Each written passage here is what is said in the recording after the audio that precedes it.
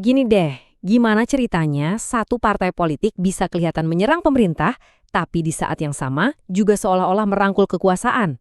Nah, inilah paradoks yang lagi dimainkan sama PDI Perjuangan setelah pemilu kemarin. Tapi, jangan salah, ini bukan karena mereka bingung loh, ini semua sudah didesain. Yuk kita bongkar bareng-bareng apa sih strategi dua wajah di balik manuver yang bikin pusing banyak orang ini? Jadi apa sebetulnya yang terjadi di sini? Apakah ini benar-benar murni jadi oposisi? Atau jangan-jangan ini cuma strategi bertahan yang super dingin dan penuh perhitungan? Well, jawabannya ternyata nggak sesimpel itu. Karena percaya atau enggak ya, ini adalah permainan yang dimainkan di dua level sekaligus. Oke, sekarang kita lihat buktinya langsung ya. Di panggung depan, apa yang kita lihat? Wah, kritik-kritik super tajam, tanpa kompromi. Tapi coba deh intip ke belakang layar. Di parlemen, nadanya kok beda ya? Nah, ini bukan inkonsistensi. Catat, ini adalah sebuah pola yang disengaja. Nah, ini dia peta permainannya. Coba lihat, di satu sisi ada para elit pusatnya. Mereka ini yang ibaratnya melontarkan rudal kritik ke program-program andalan pemerintah, kayak makan bergizi gratis. Bahkan sampai ada instruksi ke kader buat nggak ambil untung dari program itu. Keras banget kan? Tapi sekarang coba kita lihat sisi satunya. Fraksi mereka di DPR justru mainnya lebih kalem, lebih aman, menjaga komunikasi. Malah katanya sampai dapat teguran kalau kritikannya terlalu keras. Jadi jelas kan? Satu agresif, satu lagi kooperatif. Ini bukan kebetulan, ini semua terkoordinasi. Dan serangan ini benar-benar kena sasaran loh. Saking tajamnya, sampai-sampai menurut sebuah sumber, Presiden terpilih Prabowo Subianto sendiri sempat berkomentar pas lagi di luar negeri. Katanya, wah gua dirudal sama PDIP nih. Nah ini jadi bukti kan betapa efektifnya wajah penyerang yang mereka tampilkan. Oke, permainan canggih ini ternyata ada namanya. Namanya adalah strategi dua kaki. Ini sebuah manuver yang dirancang buat apa? Ya buat dapat keuntungan dari dua dunia sekaligus. Yuk kita bedah lebih dalam lagi rencananya. Jadi apa sih maksudnya strategi dua kaki ini? Gampangnya gini, ini adalah pembagian peran yang sudah direncanakan matang-matang. Bayangin aja, satu kaki sengaja dipijakkan kuat-kuat di kubu oposisi. Tujuannya buat menjaga citra kritis di mata publik dan juga biar basis pendukungnya tetap solid. Sementara itu, kaki yang satunya lagi, nah ini dia, diam-diam menjaga jalur komunikasi dan hubungan baik dengan lingkaran kekuasaan. Cerdik kan?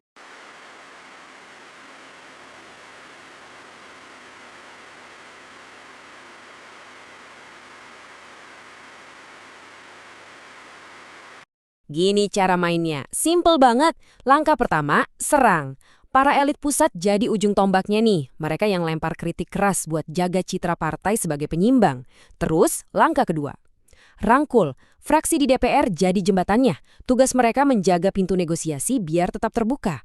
Jadi satu menyerang, satu lagi merangkul. Sederhana, tapi luar biasa efektif. Terus, pasti Anda bertanya-tanya, buat apa sih rapat-rapat pakai strategi serumit ini? Nah, ini bukan sekedar taktik biasa ya. Di balik semua ini, ada 3 tujuan besar yang jadi taruhannya. Oke, ini dia 3 alasan utamanya. Yang pertama, soal proteksi politik dan hukum. Dengan gak jadi musuh total, harapannya kader-kader mereka bisa lebih aman dari tekanan atau kasus-kasus hukum. Kedua, ini soal fleksibilitas koalisi. Pintu menuju Pilpres 2029 sengaja banget dibikin tetap terbuka. Dan yang ketiga, tentu saja soal relevansi di mata publik. Mereka mau tetap kelihatan kritis, tapi tanpa harus menanggung semua resiko jadi oposisi murni. Semuanya diperhitungkan. Makanya, jangan kaget kalau mereka nggak mau disebut oposisi. Istilah yang mereka pilih itu jauh lebih aman, partai penyeimbang. Wah, ini kata kunci yang cerdas banget. Kenapa?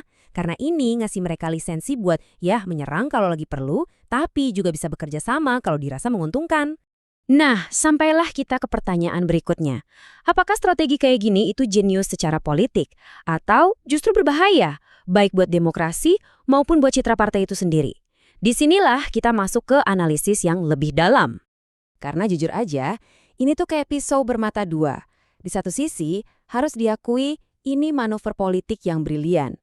Tapi di sisi lain, ini pertaruhan yang sangat besar soal prinsip. Kenapa? Soalnya garis antara fleksibilitas taktis dengan oportunisme politik itu jadi tipis banget. Pada akhirnya, semua ini meninggalkan kita dengan satu pertanyaan besar. Apakah model politik kayak gini akan jadi hal yang biasa, jadi norma baru di Indonesia? Sebuah arena di mana nggak ada lagi garis yang jelas antara kawan dan lawan, antara oposisi dan koalisi. Mungkin inilah wajah baru politik kita. Sebuah zona abu-abu yang isinya penuh dengan strategi dan kalkulasi. Menurut Anda gimana? Oke, kita semua kayaknya udah tahu ya posisi PDIP gimana, tapi apa sih yang sebenarnya terjadi di balik panggung politik? Yuk kita coba bedah bareng-bareng strategi tingkat tinggi yang lagi mereka mainkan ini. Dalam pembahasan kali ini, kita bakal bongkar permainan politik yang risikonya gede banget nih. Apakah ini beneran manuver jenius atau jangan-jangan malah langkah yang bikin bingung pendukungnya sendiri? Mari kita cari tahu sama-sama. Oke, buat ngerti strateginya, kita harus lihat dulu ke dalam, ke konflik yang lagi terjadi di tubuh partai itu sendiri. Nah, ini nih yang menarik. Disinilah letak perpecahan fundamentalnya. Jadi di satu sisi, komando pusat partai ngasih perintah yang keras dan kritis. Tapi di sisi lain, fraksi mereka di parlemen kan harus berhadapan sama realitas politik sehari-hari yang seringkali nuntut kompromi. Jadi, ketegangan internal ini dikelola oleh 3 kutub kekuasaan yang beda-beda. Masing-masing punya fokusnya sendiri. Nah, ini yang bikin PDIP jadi mesin politik yang super kompleks dan ya kadang-kadang kelihatan kontradiktif. Dan kutipan ini ngena banget. Inilah risiko terbesarnya. Partai yang coba berdiri di 2 perahu sekaligus, ya bisa-bisa malah tenggelam. Mereka bisa kehilangan identitas intinya, dan yang lebih parah, bikin bingung basis pendukungnya yang paling setia sekalipun. Oke, sekarang mari kita lihat gimana konflik internal ini tumpah keluar ke dalam hubungan yang jujur aja berbahaya antara PDIP dengan pemerintahan yang baru. Kutipan dari Pak Prabowo ini benar-benar menangkap ketegangan yang ada. Pas kritik dari PDIP terasa terlalu tajam, ya respons dari Istana juga bisa sama kerasnya. Nah, hubungan abu-abu kayak gini tuh risikonya gede, bisa memicu ketidakpercayaan dari kedua belah pihak. Tapi kan kritik itu kayak barang mewah ya dalam politik. Pertanyaannya, kenapa sih PDIP kelihatannya juga butuh perlindungan dari pemerintah? Meskipun suaranya keras, PDIP kayaknya nggak bisa 100% jadi oposisi. Dan alasannya, ya soal kelangsungan hidup politik. Mereka butuh semacam jaring pengaman. Ada ketakutan dosa-dosa dari 10 tahun berkuasa kemarin bakal diungkit-ungkit lagi. Di saat yang sama, mereka juga harus jaga pintu koalisi tetap terbuka buat pemilu berikutnya. Jadi ini benar-benar soal bertahan hidup di panggung politik. Ini tuh dilema yang nggak ada habisnya. Kalau mereka terlalu kritis, mereka bisa kena tekanan dari lingkaran kekuasaan. Mungkin dipindahin dari komisi-komisi penting misalnya. Tapi, kalau terlalu diam, citra mereka sebagai penyeimbang di mata publik bisa luntur. Nah, strategi 2 kaki ini pada akhirnya cuma bisa mengarah ke salah satu dari 2 masa depan. Dan dua-duanya sangat berbeda. Jadi, ada 2 skenario. Skenario pertama, mereka sukses. Mereka bisa jadi kekuatan penyeimbang yang disegani, kuat, dan jadi penentu arah politik. Tapi kalau gagal, nah ini skenario kedua. Mereka bisa dianggap oportunis, gak konsisten, kehilangan kepercayaan publik, dan ujung-ujungnya ya tersingkir dari peta politik. Pada akhirnya, berhasil atau gagalnya strategi ini tuh nggak akan diputusin di ruang rapat parlemen, tapi di pengadilan opini publik. Dan kita tahu kan, di era digital kayak sekarang, persepsi itu bisa menyebar jauh lebih cepat dan kadang lebih berbahaya dari fakta itu sendiri. Kutipan ini benar-benar merangkum semuanya. Ini adalah pertaruhan tingkat tinggi. Potensi buat dapat pengaruh yang super besar itu sebanding lurus dengan risiko kehilangan segalanya.